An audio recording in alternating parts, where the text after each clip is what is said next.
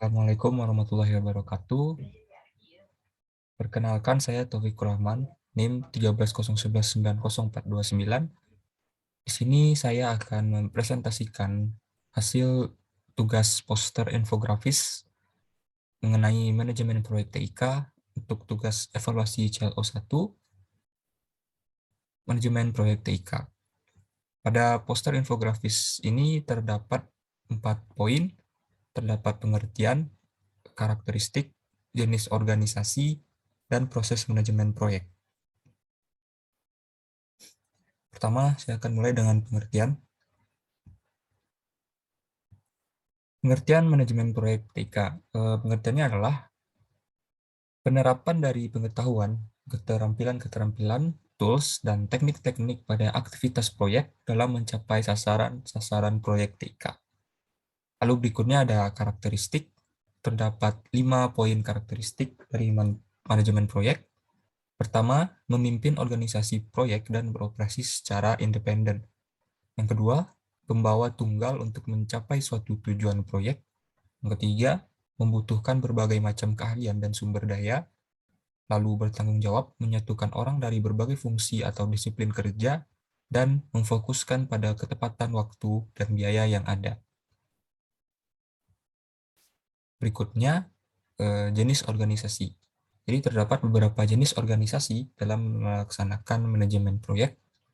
Ada 3 jenis organisasi di sini, ada fungsional, projectize, dan matrix. Pertama, organisasi fungsional. Yang dimaksudnya organisasi fungsional adalah anggota staf dikelompokkan berdasarkan spesialisasi atau fungsinya. Lalu, organisasi projectize, di mana staf disusun berdasarkan adanya sebuah proyek. Dan yang terakhir, organisasi matrix, di mana staf disusun dengan menggabungkan jenis fungsional dan projectize. Dan organisasi matriks ini terdapat 3 bentuk, yaitu weak, balance, dan strong. Lalu poin berikutnya, proses manajemen proyek. Terdapat beberapa proses dalam melaksanakan manajemen proyek. Di sini ada 5 proses.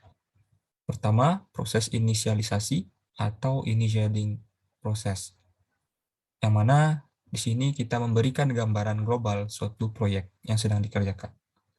Lalu proses berikutnya, yaitu proses perencanaan atau planning proses, di mana ini deskripsi detail dari definisi proyek yang sudah dibuat pada proses inisiasi sebelumnya.